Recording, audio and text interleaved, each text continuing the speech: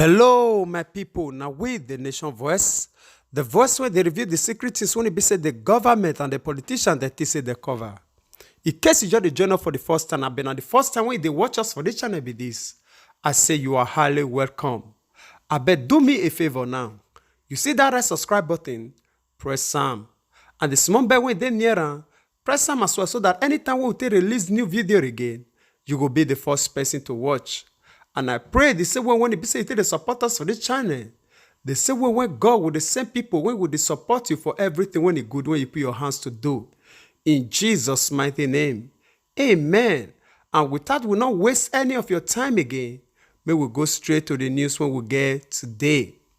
All right, my people, may we touch on small. From among the plenty news when it be say we get for our table today.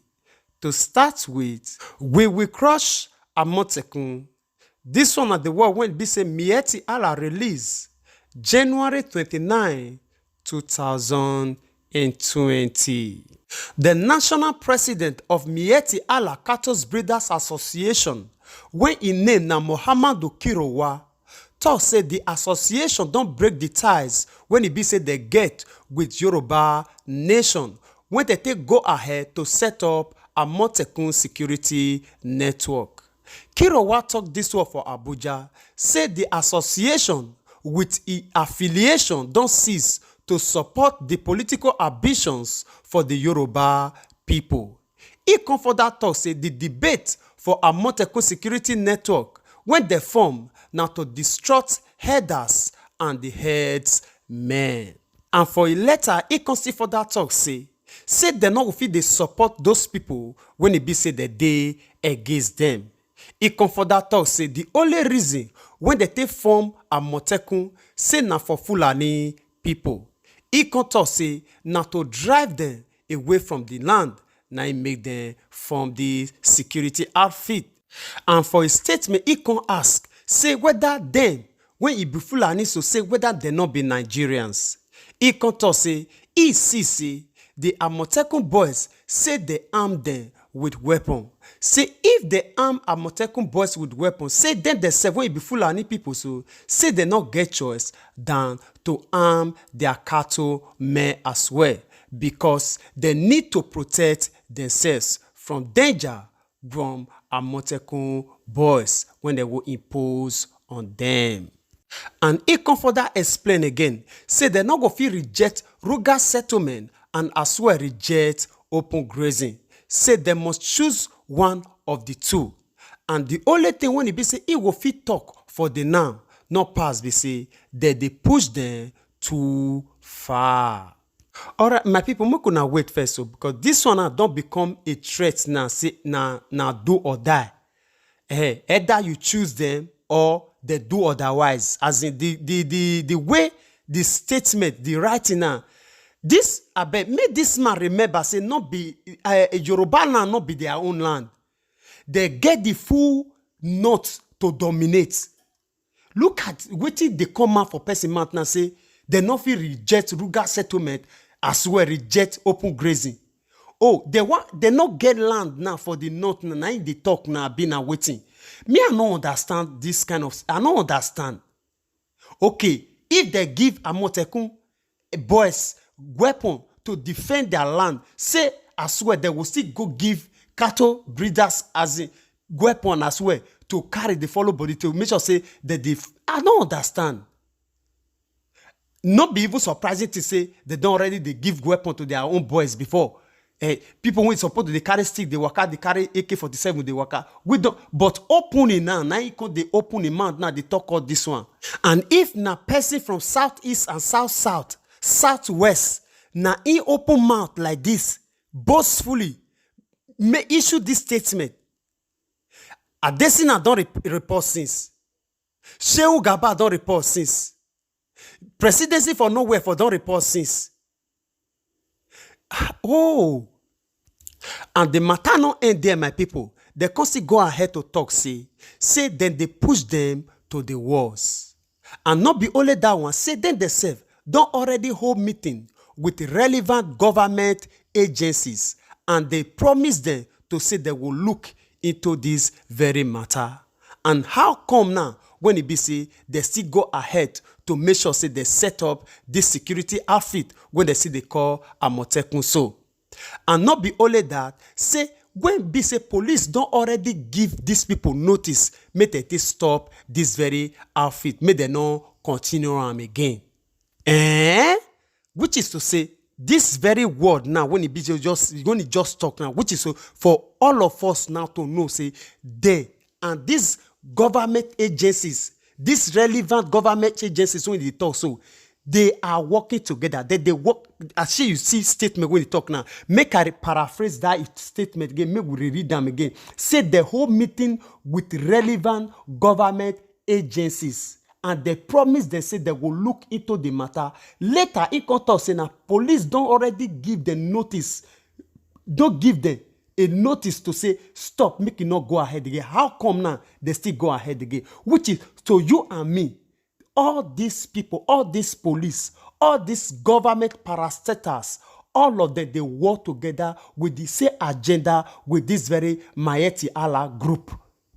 With even that man when they has rock, so even our Senate president, even our House of Representatives, all of them they work together. All of them are on the same page. So may we not let us not be deceived.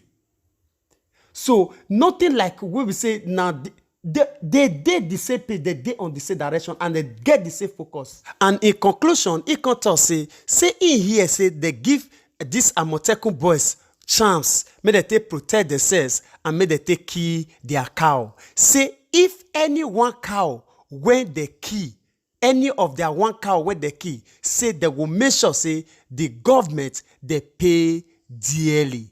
Hey, you they hear serious threats. Land way no belongs to you, my people. They hear this one not be begging, this one not be negotiation. This one a demand, forceful demand. Whether you like them or not. Remember the previous one, as in, when we take begin, wait till they talk. They say they not fit reject Ruga settlement, as well reject open grazing. They must mark that word. They must choose one of them. First, whether you like them or not, whether it they convenient with you or not, whether your people they die or not, as in this one, we put down on you, you must take on like that. Now we don't decide, not be you will decide. But in another way around, it's supposed to be say the people when they get the land, now it's supposed to decide. Because my people always they talk and say now person when they get house, now in the open door for stranger to enter. So it's a very strange and funny thing for a stranger now to call the open door. They call the landlord, they say, come enter inside or remain for outside.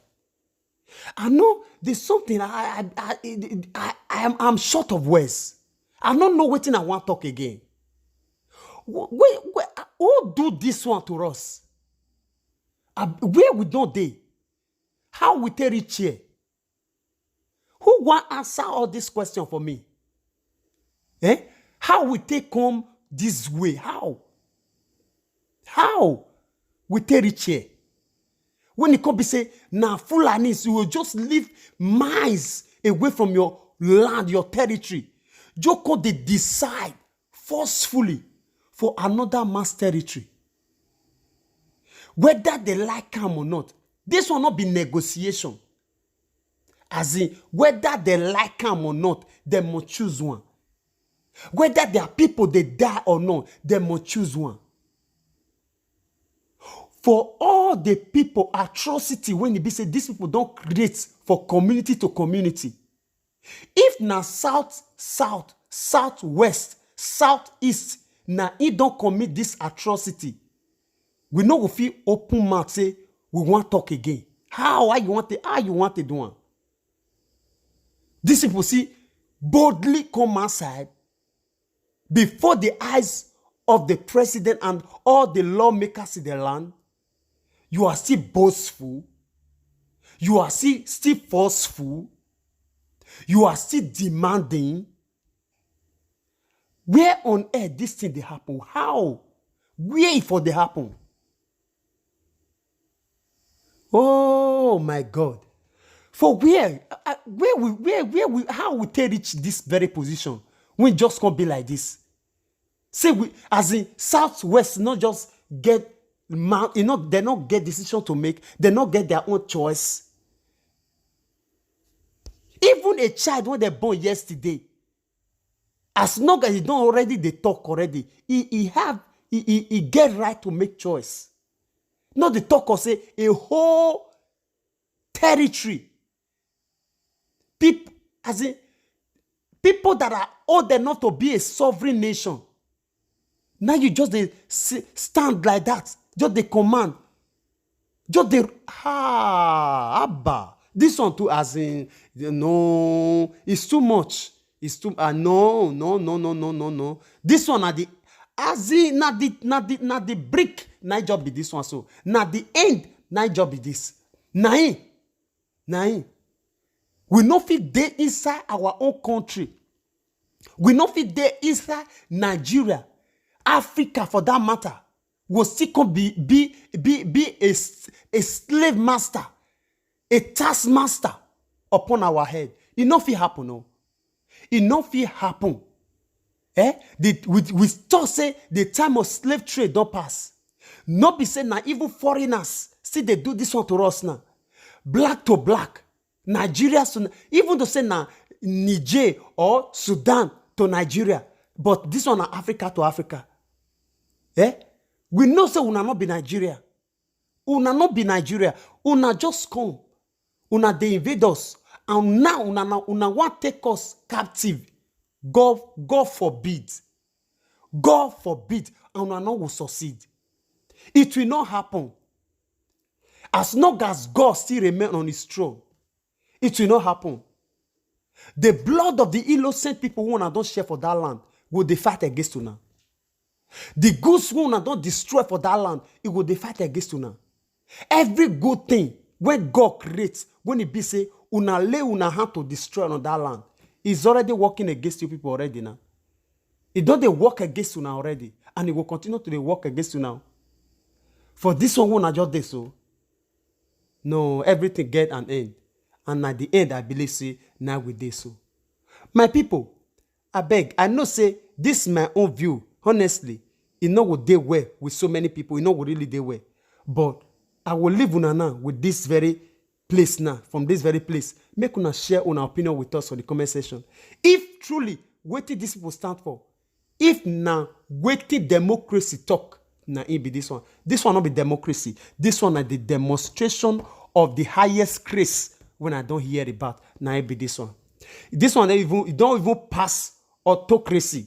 This one don't pass tyranny. This one don't pass monarchy. This one is the highest demonstration of koro grace. Now it be this one. Grace get grace. This one is Fulani grace. Now it be this. And at least Fulani grace, it will still be like cow grace. Because cow, when they still look like, now so their crest will still be, their crest now will still make sense for where we dey. We'll be southeast, we'll be southwest, we'll be south. We not fit can't do it can't be. All right, I just want to appreciate each and every one of you way follow us reach to this moment. When you say get the safe focus, you understand where will they go. God will richly bless you in Jesus' mighty name. Amen. I bet make you not forget to share this message.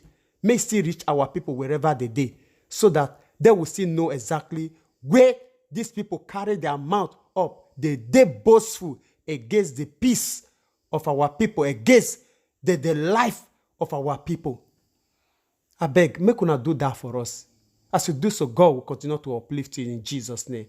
Amen. And I want to call it a day here. Don't forget your comment. We need your comment to know what will they do and where will they go. And I beg, I won't call it a day here now. I will see you again when I see you. Remember, we love you all. Bye-bye.